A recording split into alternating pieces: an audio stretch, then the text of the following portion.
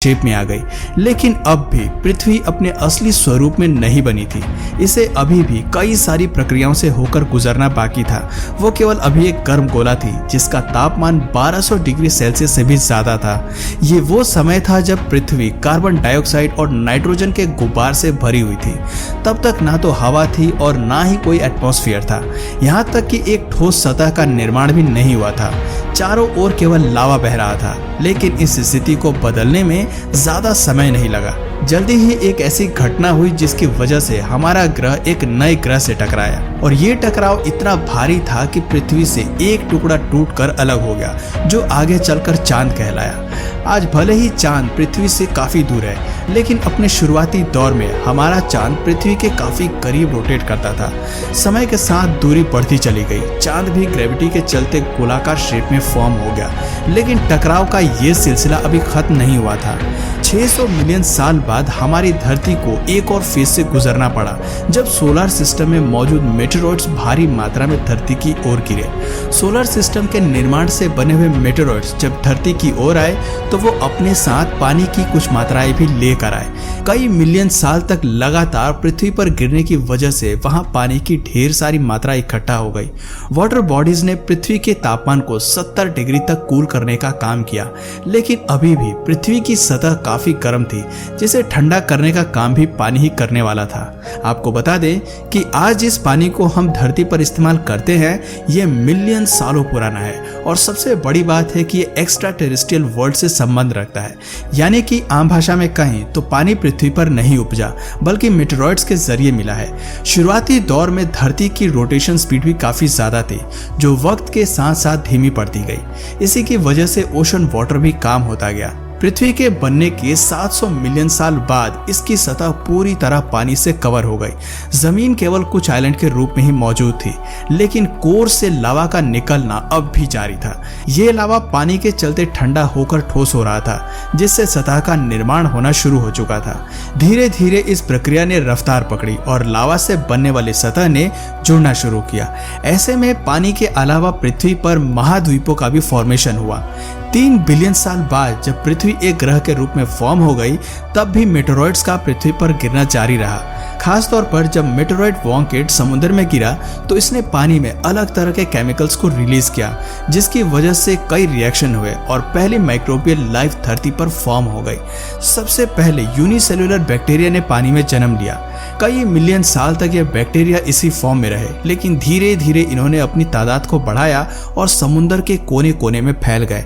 जैसे जैसे सूरज की रोशनी समुद्र पर पड़ी तो पानी ने ऑब्जर्व करना शुरू किया। सनलाइट की मदद से पहले माइक्रो ऑर्गेनिजम्स ने कार्बन डाइऑक्साइड को पानी और ग्लूकोज में तोड़ा, जिसकी वजह से ऑक्सीजन का निर्माण हुआ। माइक्रोबियल लाइफ की वजह से ओशन वाटर ऑक्सीजन से भर गया। समुद्र में लाइफ के विकास के बाद अब एटमॉस्फेयर की बारी थी। कुछ समय बाद ऑक्सीजन ने ऊपर उठना शुरू किया और वातावरण के निर्माण में अपनी भूमिका निभाना प्रारंभ कर दिया। आप ये कह सकते हैं कि अगर पहली माइक्रोबियल लाइफ का विकास नहीं होता तो शायद हमें आज पृथ्वी का ये स्वरूप देखने को नहीं मिलता। जीवन के पहले निशान के बाद हमारे ग्रह में कई बदलाव आए, लेकिन खैर ये तो अभी सिर्फ शुरुआत थी। धरती को अभी बहुत कुछ देखना बाकी था। इसी तरह 2 बिलियन साल बीत जाने के बाद पृथ्वी पर ऑक्सीजन की मात्रा काफी बढ़ गई और प्लेनेट की रोटेशन स्पीड में भारी कमी आई। दिन बड़े होते चले गए और पृथ्वी पर वो सभी हालात पैदा हो गए जो किसी भी जीवन के लिए सबसे जरूरी थे। 1.5 बिलियन साल बाद जब सब कुछ शांत हो गया तो पिघले लावा के चलते पृथ्वी की सतह ने टूटना शुरू किया। शुरुआती दौर में जमीन पूरी तरह से एक दूसरे से जुड़ गई थी, लेकिन लावा के चलते प्लेट्स में मूवमेंट स्टार्ट हुई, जिसकी वजह से सभी सतह ने टूटकर अलग अलग महाद्वीपों का निर्माण शुरू कर दिया। जहां एक तरफ सभी महाद्वीप एक दूसरे से अलग होने लगे, वहीं वोल्केनिक एरप्शंस के चलते कार्बन डाइऑक्साइड भी प्रोड्यूस हुई। कुछ समय बाद धीरे धीरे पृथ्वी का तापमान 50 डिग्री सेल्सियस तक नीचे गिर गया। नॉर्थ और साउथ पोल में बर्फ के गिरने का सिलसिला शुरू हो गया। धीरे धीरे पूरा ग्रह बर्फ की 3 किलोमीटर चौड़ी लेयर में ढक गया। बर्फ इतनी ज्यादा थी कि स्पेस से पृथ्वी सफेद दिखाई देने लगी। सूरज से आने वाली गर्मी भी सफेद बर्फ के चलते वापस आउटर स्पेस में रिफ्लेक्ट होने लगी। लेकिन ये स्नो एज हमेशा के लिए धरती पर नहीं पनपने वाली थी। पृथ्वी का कोर गर्म था, इसलिए एक बार फिर वोल्केनिक एरप्शंस के चलते वातावरण गर्म हो गया और फिर बर्फ पिघल गई और एक बार फिर से कार्बन डाइऑक्साइड ने एटमॉस्फेयर में जगह बना ली। बर्फ के पिघलने से सनलाइट और आइस में केमिकल रिएक्शन शुरू हुआ, जिसकी वजह से वातावरण में ऑक्सीजन की मात्रा बढ़ गई। कई सालों तक ये घटना इसी तरह साइकिल में चलती रही। ऐसे में मिलियन साल बाद पृथ्वी का तापमान एक एवरेज लेवल तक जा पहुंचा, जो इंसान के रहने के लिए बिल्कुल परफेक्ट हो गया। ग्रह का एयर टेम्परेचर भी इसी स्थिति में आ गया। लेकिन इस प्रक्रिया में स्नो एज में विकसित हुए सभी बैक्टीरिया को मरना पड़ा। केवल वही जिंदा रह पाए जो 540 मिलियन साल से डीप ओशन में रह रहे थे। ये सभी बैक्टीरिया समय के साथ साथ कई पड़ाव पर इवॉल्व हुए। पानी में ऑक्सीजन लेवल बढ़ने के साथ ही पहले मोलस्क्स यानी कि इन्वर्टिब्रेट भी विकसित हुए। इसके साथ ही बोन स्केलेटन का भी विकास हुआ। पहले वर्म से लेकर स्पॉन्जेस और ट्रिलोबाइट्स का विकास भी शुरू होने लगा। हालांकि जमीन अभी भी खाली थी, लेकिन पानी के नीचे एक ऐसी दुनिया का विकास शुरू हो चुका था जो इससे पहले पृथ्वी पर कभी भी नहीं पनपी थी। पानी के अंदर पहले इंसेक्ट्स के साथ पहले प्रीडेटर्स का विकास हुआ, जिन्होंने अपने भोजन के रूप में ट्रिलोबाइट्स को खाना शुरू किया। जीवों के साथ साथ महासागरों में भी पेड़ पौधों ने अपनी एक जगह बनानी शुरू कर दी। प्लांट्स और एनिमल्स की कम से कम 10,000 प्रजातियां अस्तित्व में आ गई। जहां पानी के अंदर एक सुंदर मरीन वर्ल्ड का निर्माण हो रहा था, वहीं हमारी सतह अभी भी बंजर थी। इसका सबसे बड़ा कारण सूरज की किरणों से पैदा होने वाली रेडिएशंस थी। लेकिन जल्दी ही समुद्र से निकलने वाली ऑक्सीजन ने रेडिएशंस के साथ रिएक्ट करना शुरू किया, जिसकी वजह से ओजोन नाम की एक नई गैस का निर्माण शुरू हुआ। इस गैस ने धीरे धीरे पूरी पृथ्वी को कवर कर लिया, जिसकी वजह से सूरज से आती हार्मफुल रेडिएशन ओजोन लेयर से अंदर नहीं आ पाई।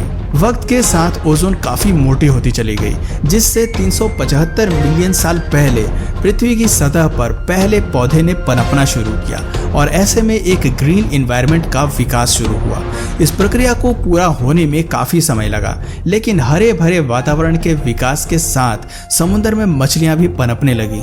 इन मछलियों के फिन्स जैसे पैर धीरे धीरे इवॉल्व हुए, जिससे ये पानी से बाहर आकर जमीन पर रहने लगी। बस इसी तरह बाकी वेजिटेशन का भी विकास हुआ, लेकिन वो मछली ही थी जिसने 15 मिलियन साल पहले समुद्र को छोड़कर जमीन पर घर बनाया और धीरे धीरे इनके एवोल्यूशन ने कई जानवरों का विकास किया। सबसे पहले शुरुआत लैंड रेप्टाइल से हुई, लेकिन इनमें एवोल्यूशन के चलते धीरे धीरे डायनासोर्स की कई प्रजातियां हमें धरती पर देखने को मिली। धरती पर हरियाली बढ़ने के साथ साथ जायंट जंगलों का भी विकास हुआ और ये जंगल कई बड़े डायनासोर्स का घर बन गया। आप ये मान लीजिए कि प्रकृति एक ऐसे जीवन का आगाज कर चुका था जो हर दिन बदल रहा था और बेहतर हो रहा था, और धीरे धीरे ये फॉर्मेशन तब से लेके आज तक इवोल्यूशन का ही एक नतीजा है, जिसके बाद हमें कई सारे जानवर और इंसान भी देखने को मिले। पर अगर इस पूरी प्रक्रिया को मैं ब्रीफ करने लगा तो ये वीडियो काफ़ी लंबी हो जाएगी। अगर आप कहेंगे तो मैं इसका पार्ट 2 भी ज़रूर बताऊंगा, इसलिए आप कमेंट में अगर चाहिए तो पार्ट 2 ज़रूर मेंशन करिए। तो दोस्तों, ये थी पृथ्वी के फॉर्मेशन से लेकर जीवन की उत्पत्ति की कहानी। इन फैक्ट से पता चलता है कि आज जिस पृथ्वी को हम देखते हैं उसके एवोल्यूशन के पीछे एक गहरा इतिहास छिपा है। एवोल्यूशन की रेस आज भी जारी है और अभी भी प्रकृति उसी रफ्तार से इवॉल्व हो रही है। ऐसे में ये जानना दिलचस्प है कि हमें भविष्य में न जाने धरती पर क्या क्या देखने को मिल सकता है। तो दोस्तों, अगर ये वीडियो आपको पसंद आया और अगर इस वीडियो से आपको कुछ नया जानने या सीखने को मिला या फिर इंटरेस्टिंग लगा, तो प्लीज़ इस वीडियो को एक लाइक